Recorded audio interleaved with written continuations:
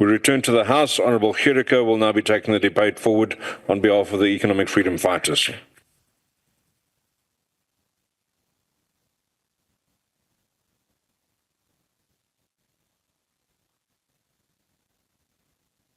Thank you, Chairperson. Chairperson, housing or human settlements has been a critical point of contention in our governance system for a very long time, as millions of South Africans are living in informal settlements or squatter camps without basic infrastructure and services. Chair, it is estimated that between 4,000 to 6,000 informal settlements are prevalent in South Africa. This number of informal settlements houses between 2.5 million to 5 million people, including children, women, disabled, elderly, and some of the most vulnerable people of our society. These people are living in extreme difficult conditions, and many of them without water, decent sanitation, proper roads, and electricity. With many generations having been raised in these conditions without the possibility of better and decent shelter or human settlements for them and their children. These circumstances have an inevitable humiliating and degrading effect on the dignity and integrity of our fellow countrymen. And most of all, this phenomenon impacts the psychological mood and social development of young children living under these conditions. The EFF is acutely aware of the fact that government has, over the years, managed to build a number of reconstruction and development houses, RDP houses. Many of these houses are, however, constructed under poor quality and situated mainly on the outskirts or periphery of towns where no proper infrastructure exists, such as schools, clinics, and decent facilities. Millions more are living in backyards in cramped up conditions, and these overcrowded conditions are the main causes of illnesses such as tuberculosis and other diseases.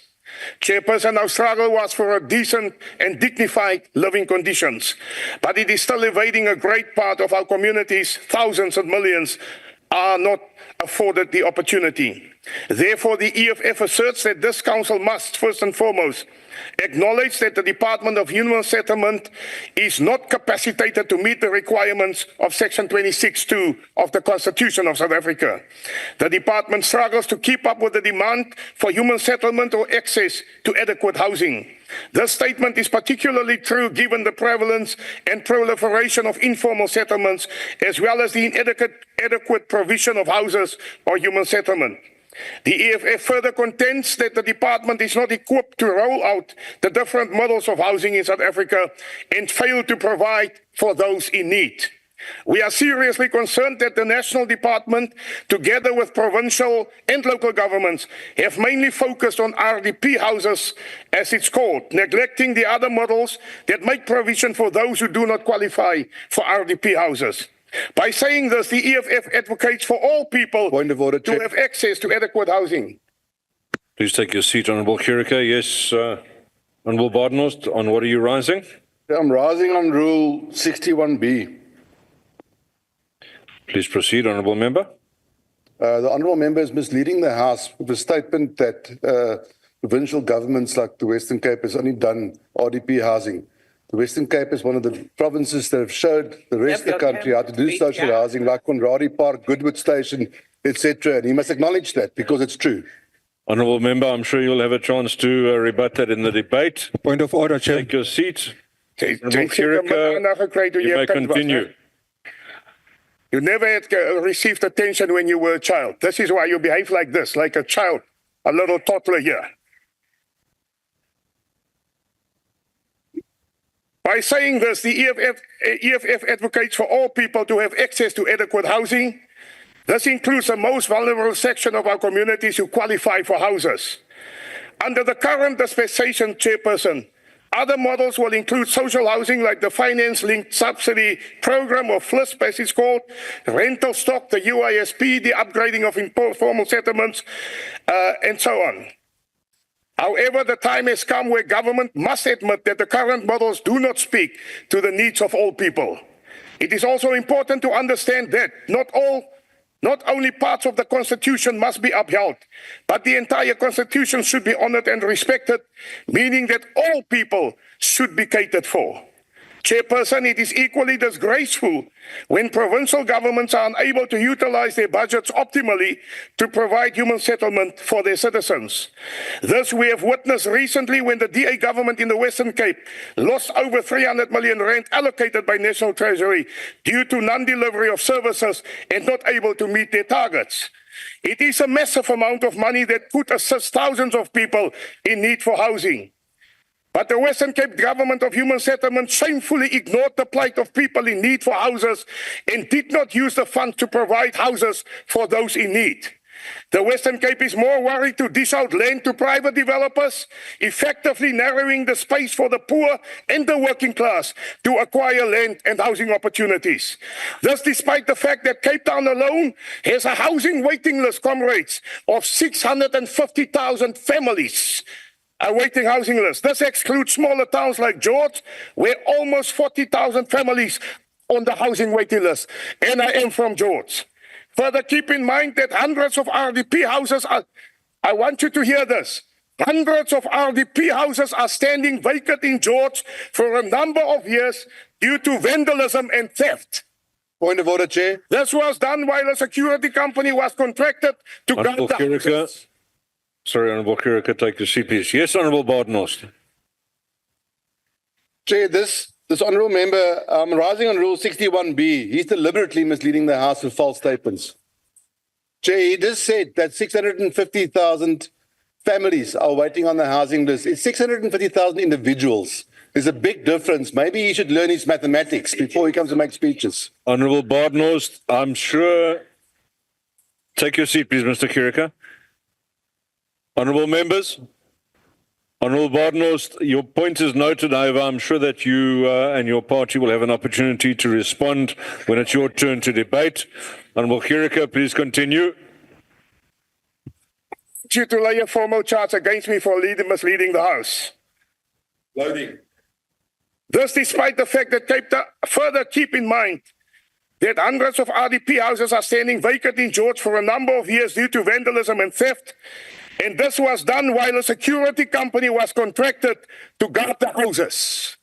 Over and above this, Chairperson, keep in mind that a DAMMC in George was a couple of years found guilty of selling houses of the poor, the needy, and the vulnerable, and he's been sentenced in a court of law. I am proud to say that I lifted that case in the George Council, City Council, and I took it all the way to the courts. Subsequently, over 400 families that qualified for houses cannot move and are pushed back further down on the housing waiting list. This is indeed shameful in a province where the DA claims to deliver services to all people, but neglecting the poor, needy, and the vulnerable. Chairperson, thousands of families are being deprived of housing opportunities in George, and after so many years, those houses are still standing vacant without consequences for those responsible. The MEC for Human Settlement in the Western Cape must take full responsibility and quit his position because he is consecutively in breach to run their department properly and exercise oversight.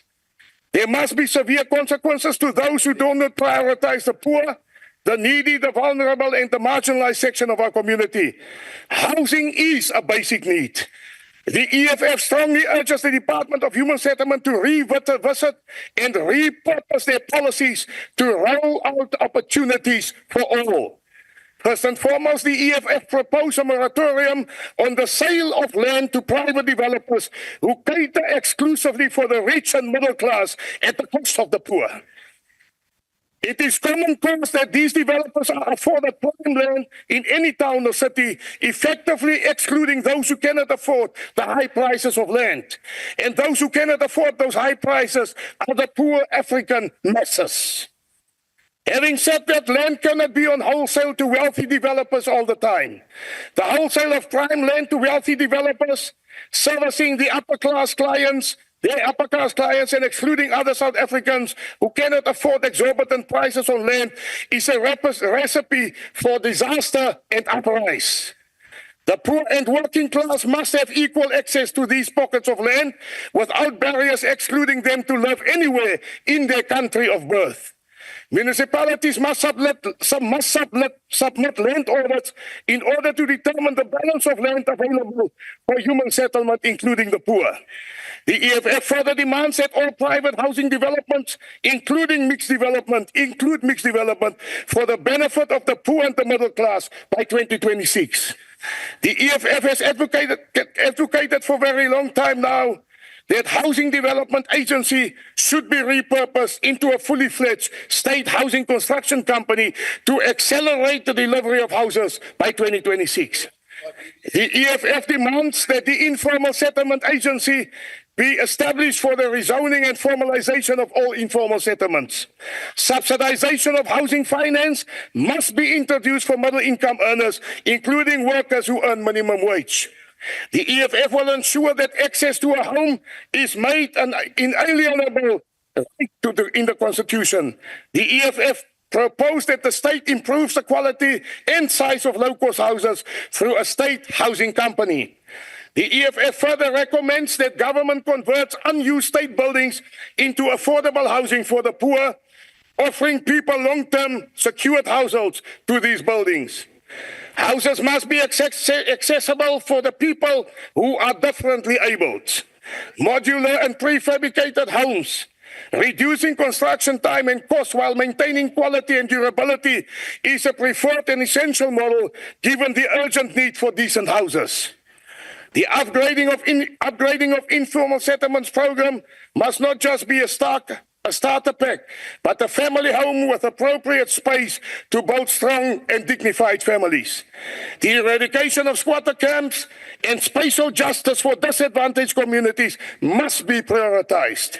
Municipal councils, particularly in the Western Cape and Northwest Province, must formulate comprehensive policies with clear short and long-term goals to achieve the constitutional objective to provide adequate housing opportunities to its citizens.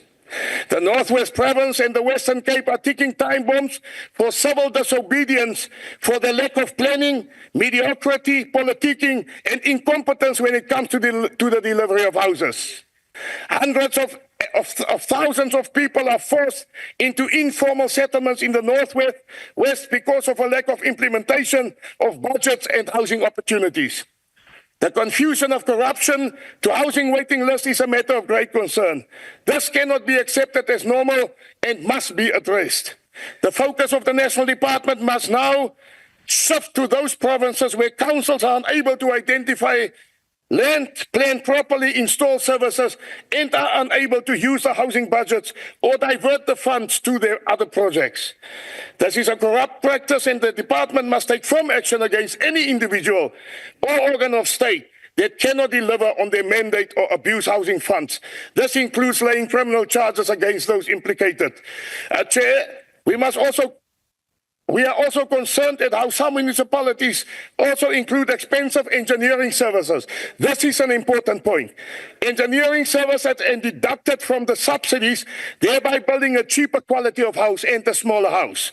The National Department of Human Settlement must ensure that the entire subsidy is utilized to build the house and the house only. These exorbitant costs for engineering services must be budgeted for separately in a vote dedicated for those services only. The masses of people, I'm talking governance, sir, I'm not talking emotion or sensation. The masses of people who pay dearly for the liberation of our country can no longer stay in inhumane, humiliating circumstances and squalor due to the arrogance and the vision of political leaders without vision to liberate their own people. This weekend alone, we have witnessed how an informal settlement in Wellington was ravaged under the fire and left 800 people homeless and destitute. It happens all over the Western Cape every year. Municipal councils must create circumstances conducive for the development of houses, and council policies must give effect to spatial justice and be consistent with democracy in order to establish well-structured, organized, and civilized communities. The economic freedom fighters is fiercely advocating for integrated communities. The government can no longer proceed to build separate communities, as is the case at the moment. The objectives of our struggle were to establish non-racial, integrated, peaceful, and structured communities where our children can live and play in harmony. Councils who fail to meet deadlines and targets attached to housing budget allocations from National Treasury must be dealt with in accordance with the powers assigned to the Auditor General when it comes to material irregularities. The delivery of houses will assist to restore the dignity and integrity of millions of poor, destitute and marginalized communities. Let us as lawmakers make sure that no child is ever again deprived and stripped of their dignity by living in these utter degrading conditions. It is our role and responsibility to make sure that our children and the generations to come grow up in a decent, clean and dignified environment. As the EFF, we call on communities to stand up against the evil forces of corruption and maladministration, mediocrity and non-delivery of services to the poor and the needy. Let us stand up and speak to for the voiceless and the marginalized. Their struggle is our struggle. Your child is my child, and let us make sure that those in power are held accountable for the delivery of houses to all South Africans. Informal settlements, squatter camps, and homelessness can no longer be accepted as normal in our democratic dispensation. Let us punish those at the ballot box who cannot deliver on their constitutional mandate. They do not deserve positions of power. The time has come for change. Our people want houses, land and prosperity. Forward we shall march to the people's government. Thank you, Honourable Gericke, for that spirited delivery.